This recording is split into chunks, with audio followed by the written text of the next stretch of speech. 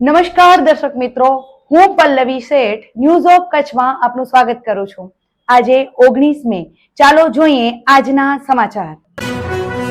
ચામડીના એટલે કે ત્વચા રોગ અને તેની સારવાર સંબંધે ભુજની સંઘવી હોસ્પિટલના ડોક્ટર મેઘા લકુમ રાઠોડે વિગતવાર સમજ આપી। હું ડોક્ટર મેઘા રાઠોડ કન્સલ્ટન્ટ ડર્મેટોલોજીસ્ટ તરીકે સંઘવી મલ્ટી સ્પેશિયાલિટી હોસ્પિટલ ભુજમાં સેવા આપું છું। આજે આપણે વાત કરીશું દાદર વિશે, જે ફૂગ એટલે કે ફંગસને કારણે થતી ચેપી બીમારી છે। આ રોગ મુખ્ય કારણો જે હોય છે એ છે ભેજ, પરસેવો અને ટાઈટ ફિટ કપડાં પહેરવા। આ રોગમાં લોકો બે મોટી ભૂલ કરે છે। પહેલી તો કે જાતે જ મેડિકલ સ્ટોરમાંથી લઈ સ્ટીરોઇડ ક્રીમ લગાવી, જેનાથી પહેલાં તો આરામ મળે છે, પણ પછી દાદર ફેલાય છે અને સ્ટીરોઇડની પણ સાઈડ ઇફેક્ટ દેખાય છે। અને બીજી છે દાદરનો કોર્સ અધૂરો છોડવો, જેનાથી દાદર વારંવાર થાય છે।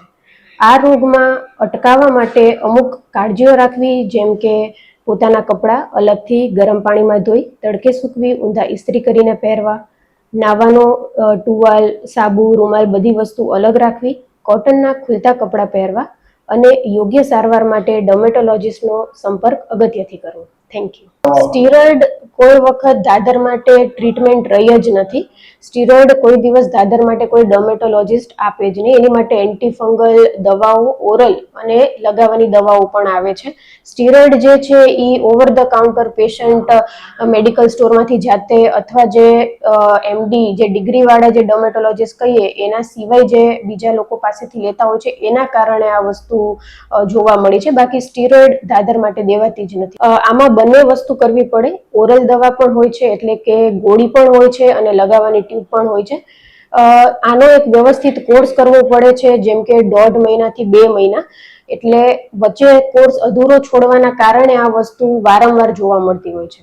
ફૂગ, આ જે દાદર કહેવાય ફંગસ એટલે કે ફૂગને કારણે થાય છે, જેમાં જમવાને કોઈ લેવા દેવા નથી। આ પણ એક બહુ ખોટી માન્યતા છે કે ખાટું ખાવાનું કે આથાવાળું ખાવાનું બંધ કરવું જોઈએ, જેની હારે આને કોઈ લેવા દેવા નથી હોતા।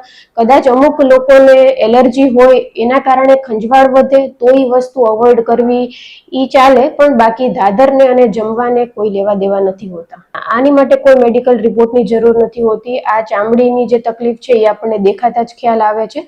કદાચ કોઈ ડાઉટ હોય તો આની આપણે સામાન્ય રિપોર્ટ એટલે કે ઉપરની ચામડી થોડીક લઈને માઇક્રોસ્કોપમાં જોઈને પણ નક્કી કરી શકીએ છીએ। આની કોઈ એવી સ્પેશિયલ લોહીનો રિપોર્ટ કે ટેસ્ટ કરવાની જરૂર નથી હોતી।